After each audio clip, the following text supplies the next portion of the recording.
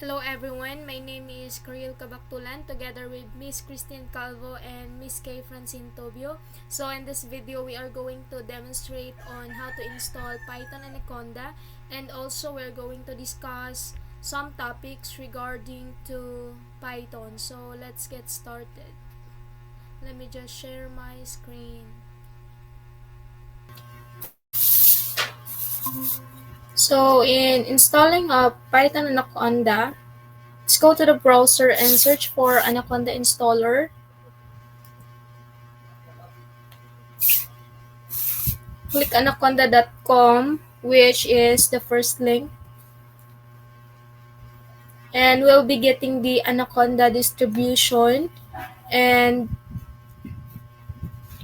let's go to pricing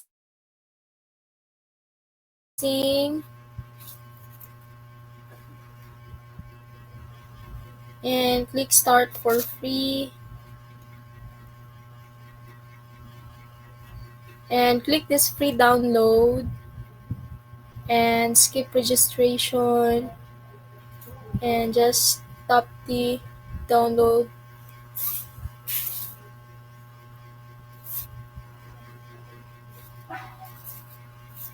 So download getting started, and it's about 1 gigabyte inside, so just be patient.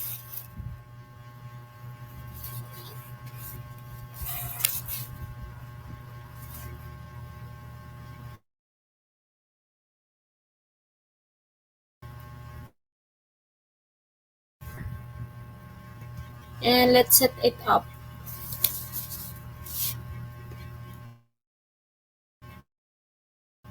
Let me try to minimize this and read the agreement, and I agree. Then just click all users to request admin privilege, and next just click yes and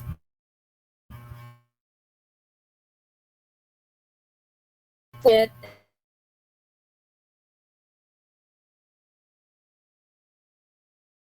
install. So installing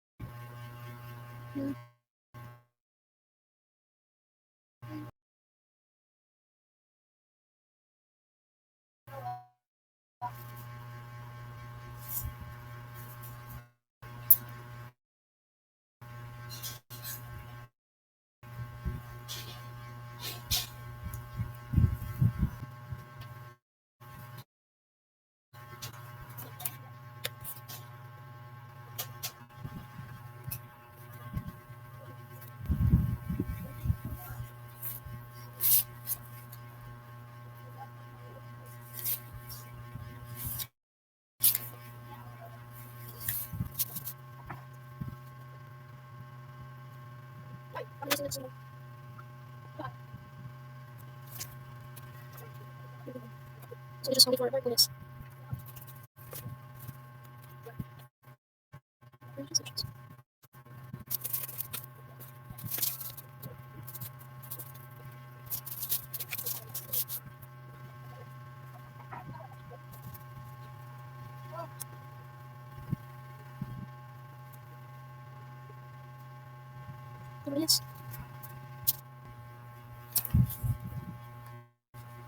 And done. So just click next, next, and finish.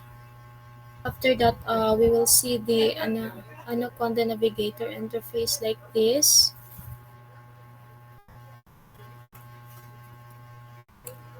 And since I just want to run and testing the Jupyter Notebook, I'm going to launch this Jupyter Notebook. And also you can try other tools here. So I'll click launch.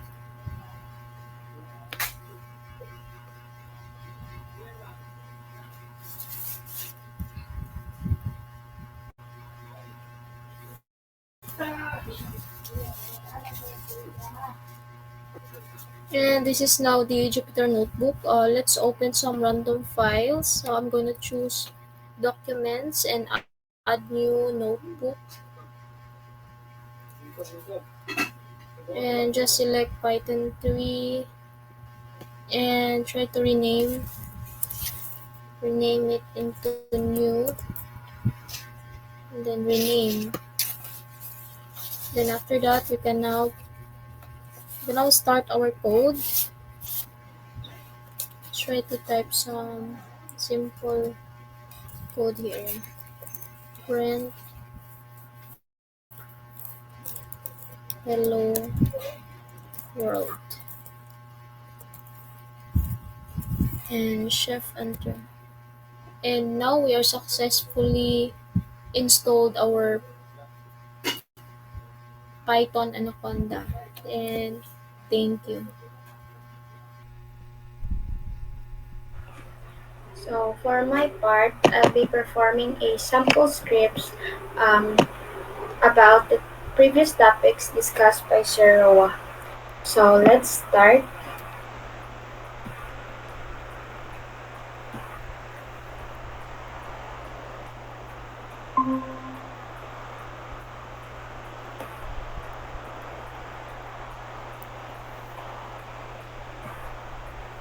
So let's go to our Jupyter notebook. So first thing I'll be performing is the Python data types and numbers. So first is I'll be declaring a variable which is int value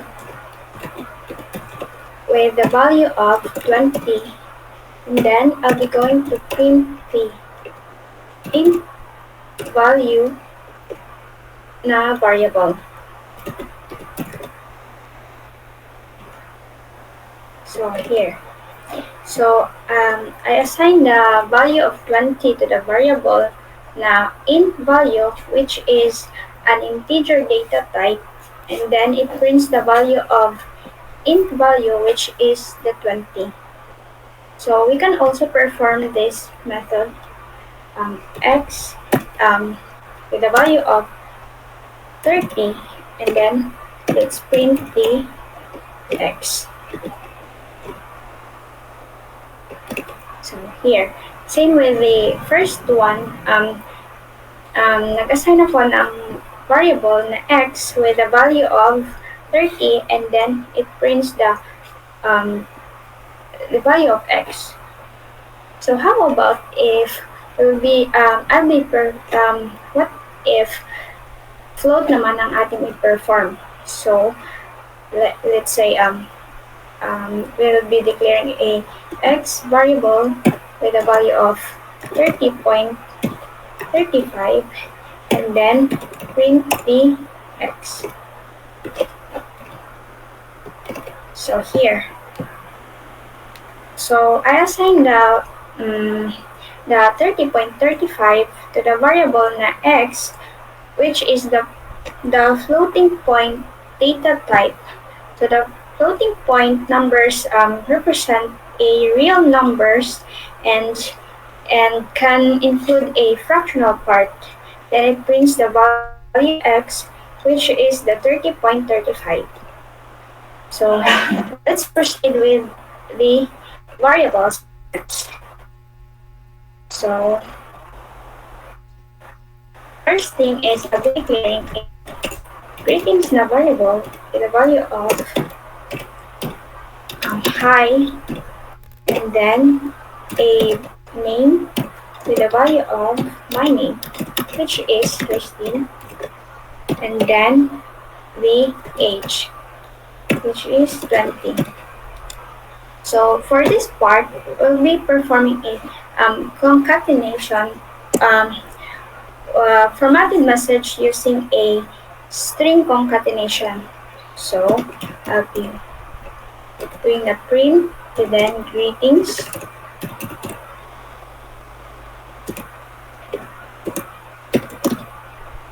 and then concatenate the name, and then concatenate again with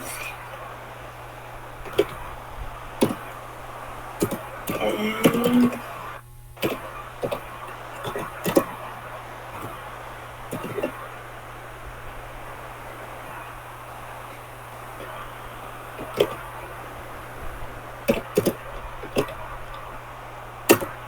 so the since the age since the age is a an integer, so I'll be going to convert the integer age to a string, so it can be concatenated with another string. So str or string, and then the age, then the years old. So here.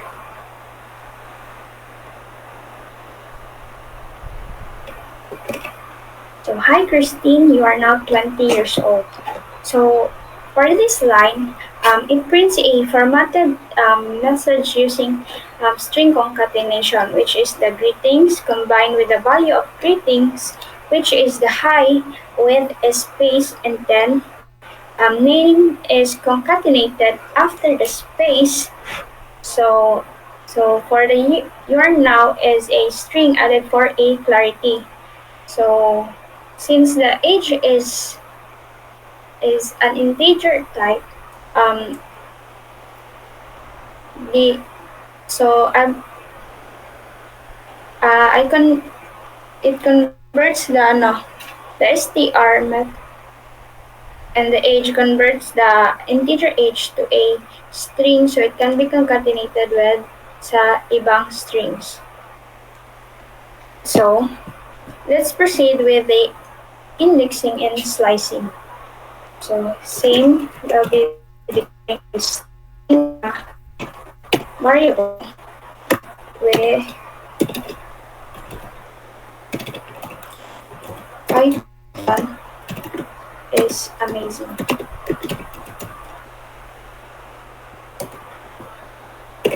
And then let's print. What if gusto ko i-access yung Python na words? So I'll be printing the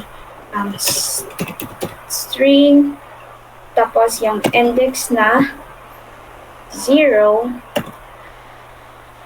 exclusive to index 6. So index 6, closing, and then the closing. So here, na-access natin yung Python na words. How about if gusto natin i-access yung words na is amazing? So what we're gonna do is print string, and then with the index of specify slicing from index 7 to the end of the string. So I'll be going 7. So here. So na-access natin yung is amazing. So for this, it is a slicing without a specific index. So let's proceed with the print formatting with strings.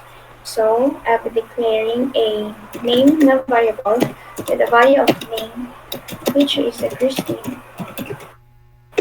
and then I'll be declaring percentage na variable for the score with a value of, for example, 90.5,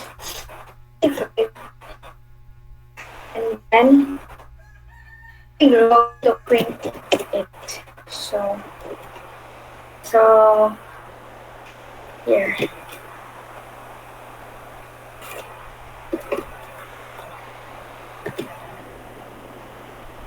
So for this line, it is a a placeholder for a string. And then the score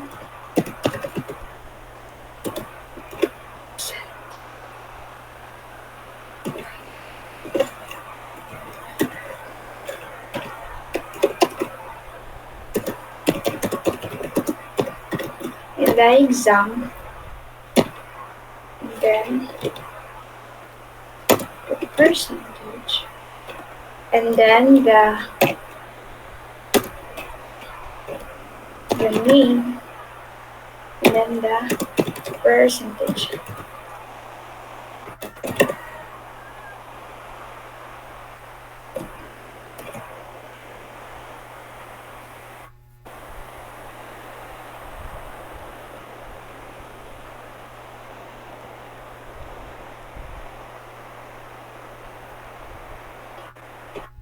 So here, Christine scored 90.2 in the exam. So for this code, it is a placeholder for a string. And then um, for this one, it is a placeholder for a floating point number with one digit after the decimal point. So for this one naman, it is used to print a literal percentage. So the for this line, the line prints the percentage of the score and substitute the percentage with the value of the name variable, which is the Christine, and then the percentage of the value of the percentage value variable, which is the 90.25, and then prints the resulting string. So let's proceed with the list. So for the list, I'll be taking cars, and then put like for example is a Toyota, and then the Honda,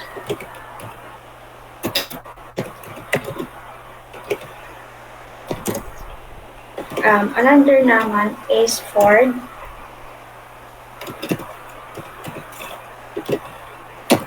next is the Chevrolet, and the last one is the BMW.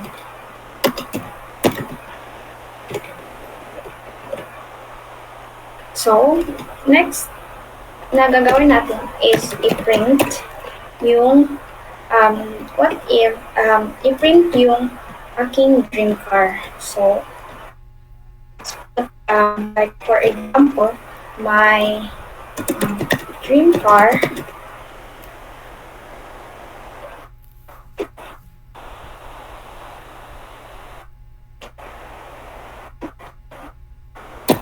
tsaka yung cars na variable, and then yung index na -1.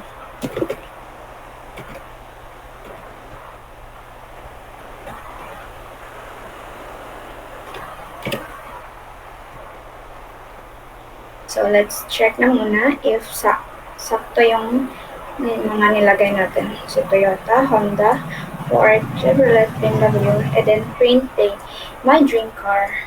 And then,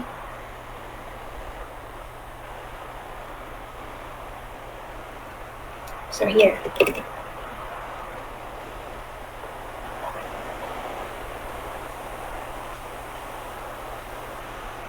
Sorry. Dapat pala bracket. So, here. So, my dream car is BMW. So, how about if, like for example, we'll be adding elements sa list. So, let's proceed, cars, and then the append na method.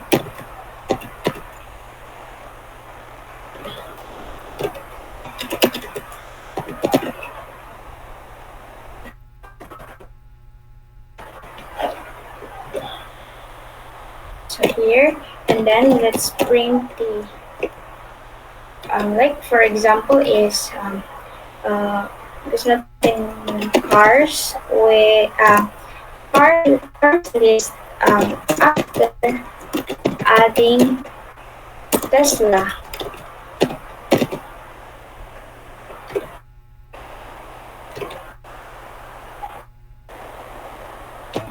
And then the cars. So here, cars list after adding Tesla is the Toyota, Honda, Ford, Chevrolet, BMW, and the added elements which is the Tesla. So how about um, i-perform natin yung removing elements sa list.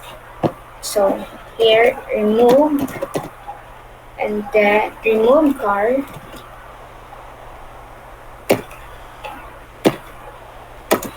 cars, tsaka yung method na pop, and then the one, and then let's print the print, like for example is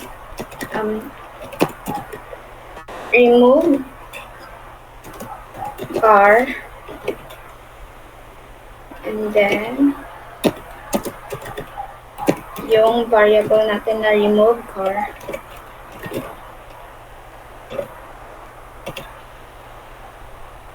and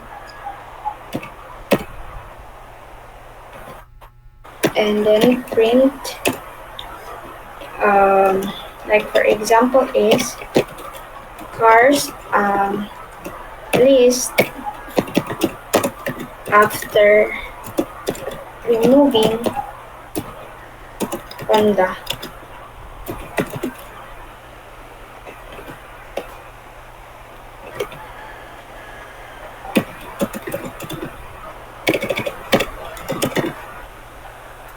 So let's check if sakto yung mga nilagay natin. So remove car, and then the cars in the pop method, and then print the remove car, and then the variable na remove car, and then print again the car list after removing the Honda, and then the cars. Sorry. So here, remove car, Honda, and then yung updated na car list natin is the Toyota, Ford, Chevrolet, BMW, and the Tesla, since ni-remove natin sa list yung Honda. So, let's now proceed with the dictionaries. So, dideclare tayo ng dic, which is the short for dictionary, and then the curly braces with a string na name,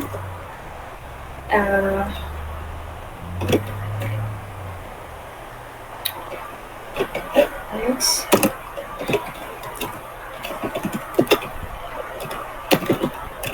with Christine, and then the age,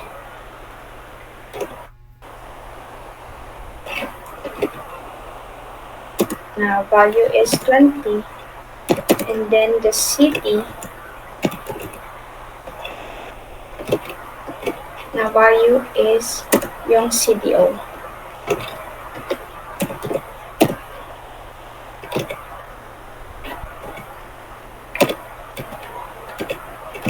With the closing curly braces, and then let's print the deck, and then the name. So here, so let's check if correct na ba.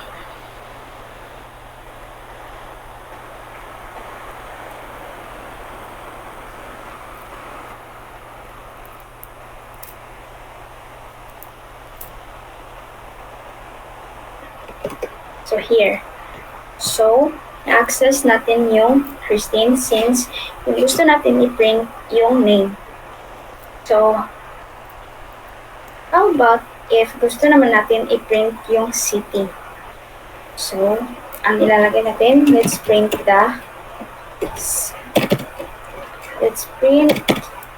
the city, like for example, that, and then the city.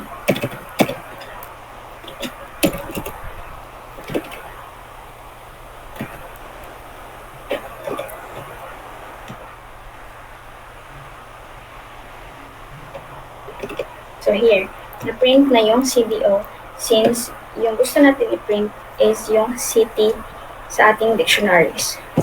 So how about if I'll be adding a new key values in dictionaries. So here, deck, and then yung gusto kong i-add, which is yung gender,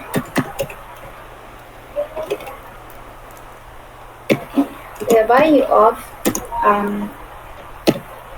female.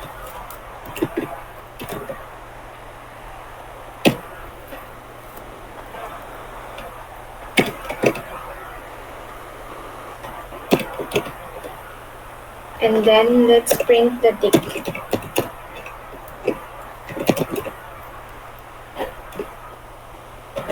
Let's recheck again if tama na ba.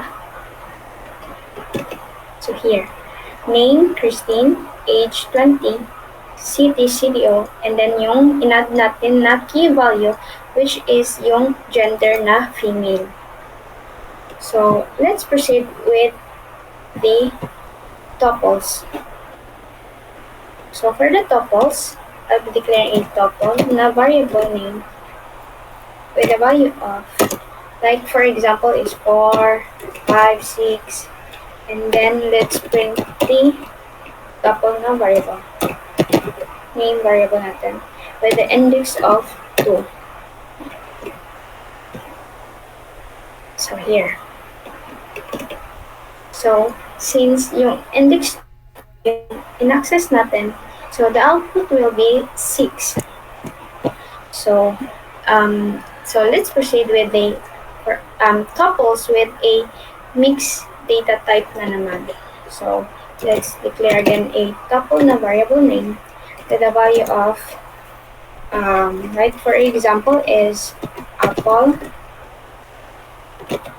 and then the 5, and then yung true na condition. And then let's print the tuple with the index na 1.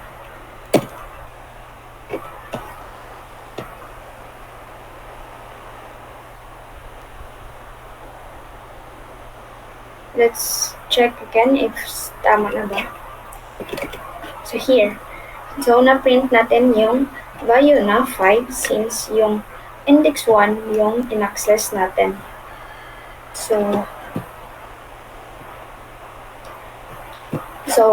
let's now proceed with the if, elif, and else. So for this one, like for example, is I'll be going to put an age input for us to input the our age, and then enter your age.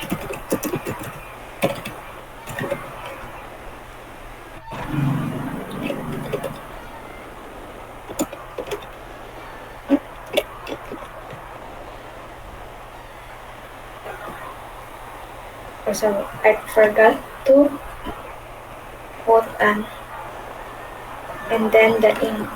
Sorry.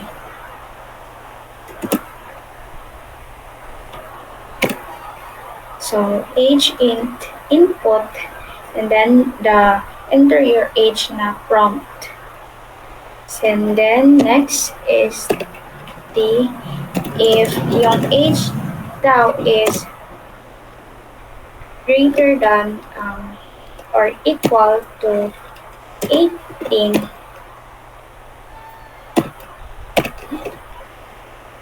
i-print niya your like for example is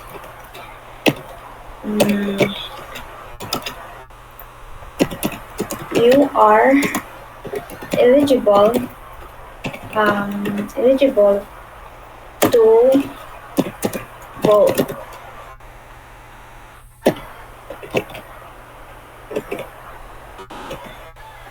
And then if um, age is greater than or equal to 16,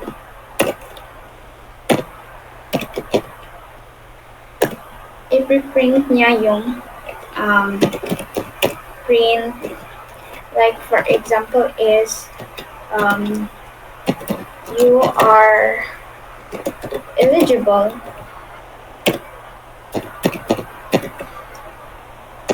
to pre-register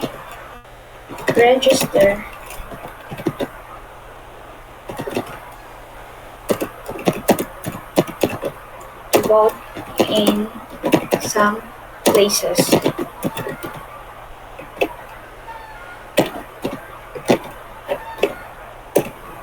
So else i-print niya yung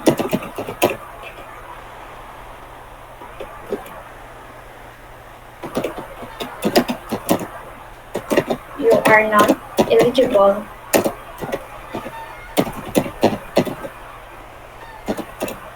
to vote yet.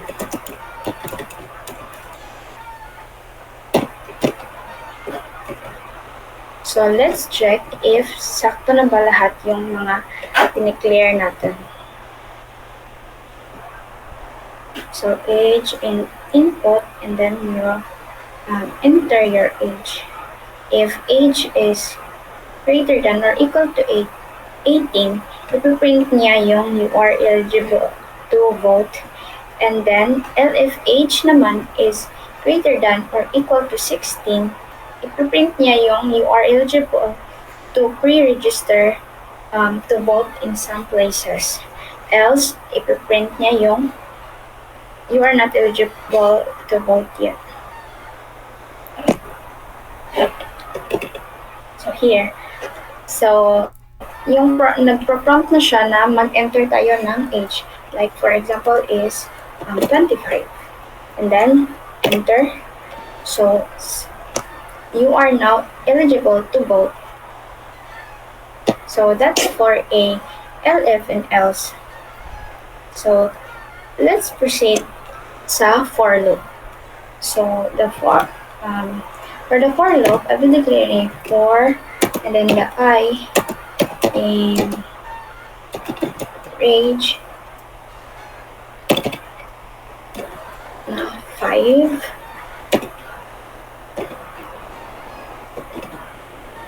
And then print the I. So since for loop ito, the output will be magkasunod. So from 0, 1, 2, 3, 4, and 5. So let's okay.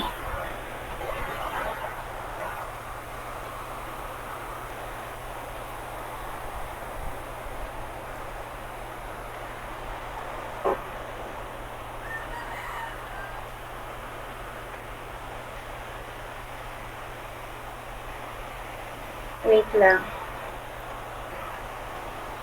Okay. Didn't define yung wrong spelling siya. Wait lang ha. Kasi range. So here. 0, 1, 2, 3, and 4. So that's for the loop.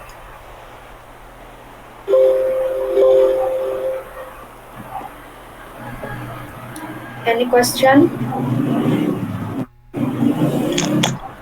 Yes, Christine. Can Python numbers, can we also perform mathematical operations with complex numbers?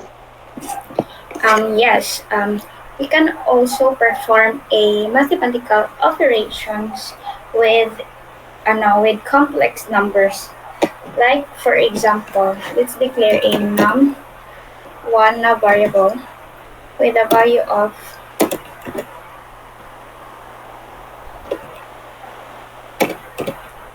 um,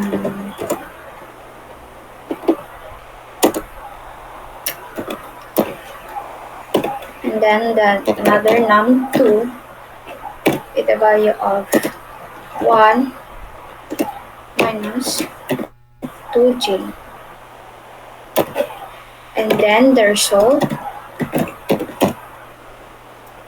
equals to num1 multiplied, let's multiply it with a num2. So let's print the result.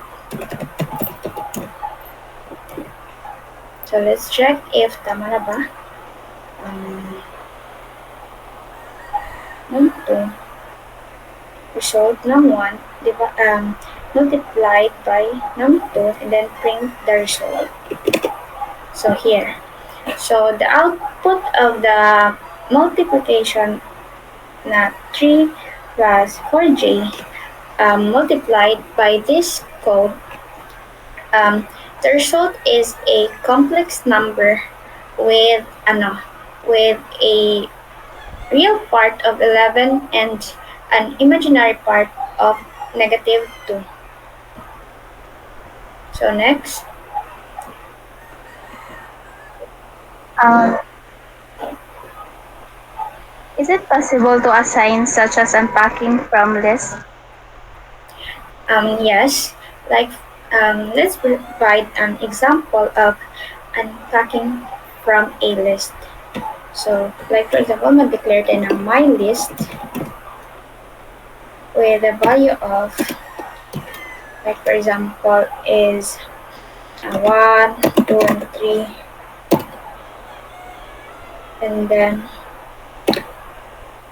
the A, B, and C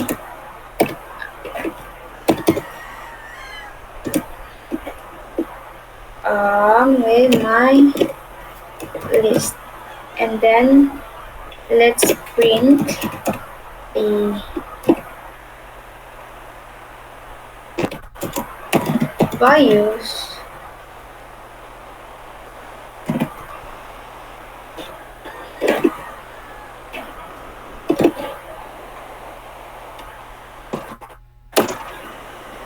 A, B, and C. So let's check if tama na ba.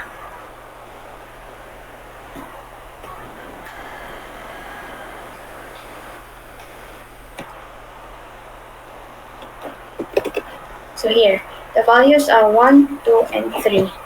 So the values 1, 2, and 3 from my list are unpacked into variables A, B, and C respectively and then printed it. So next, Um, in indexing, how negative indexing is used? so by using a negative indexing to access elements from the end of a sequence, let's provide an example. My list, the value of like for example is 1, 2, and 3 again, and then let's print the my list.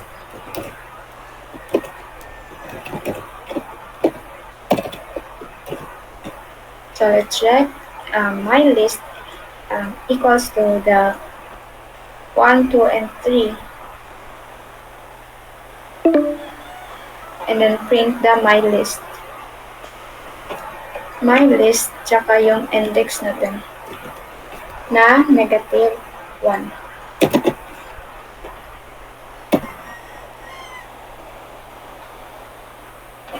So here, print my list. So that the output is 3. So the expression my list, the index of -1, access the last element of the my list, which is the my list, which is the 3, and it prints 8. So the negative indexing starts from the end of the line list. So the -1 refers to the last element, the -2 refers to the second last element, and so on. Next, next question. And in a list, how to check if an element exists in a list. So by checking if an element exists in a list, let's use the in keyword. So like for example is my list equals to 1, 2, 3, 4, 5, and then let's print the 4 in my list.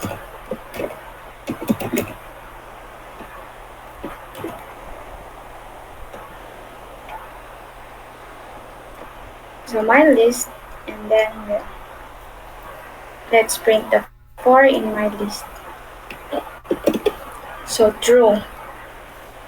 How about if i-print natin yung 10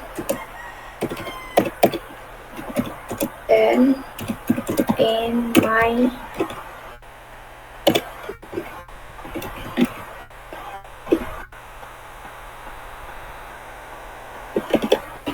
so here. So in this case, the 4 is in the present in the list. So then the 4 in my list evaluates to true. However, the 10 is not present in the list, so the 10 evaluates the false.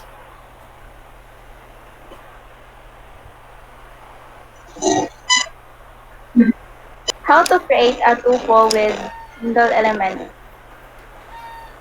So by creating a tuple with a single element, so let's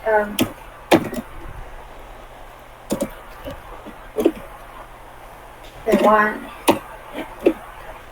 So let's print the single tuple.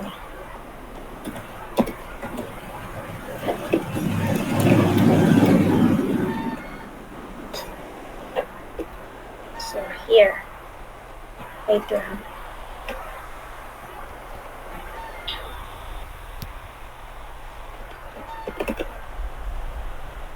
So notice the comma after the element 1.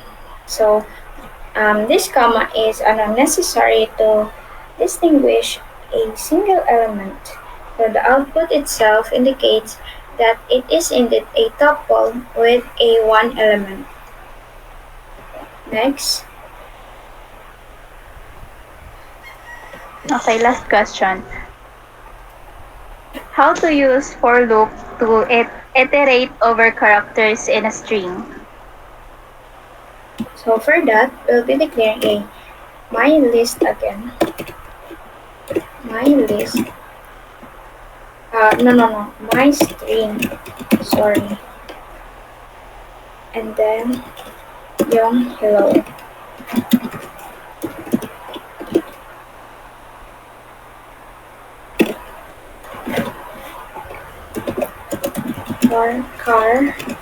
For character in my string. And then let's print the car for character.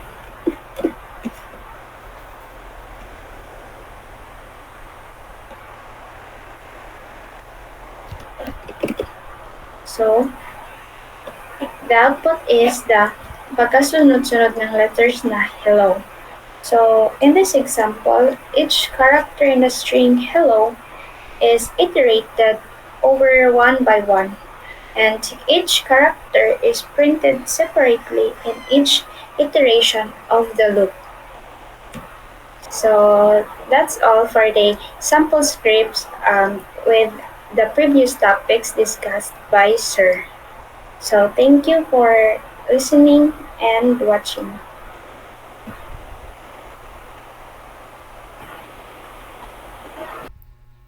So that's all for today. Thank you for watching, everyone. You may now leave the meeting. Thank you so much.